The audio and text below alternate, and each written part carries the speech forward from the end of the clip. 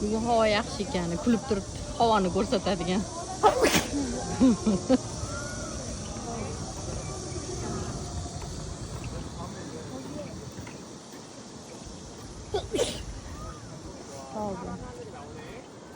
Alhamdulillah.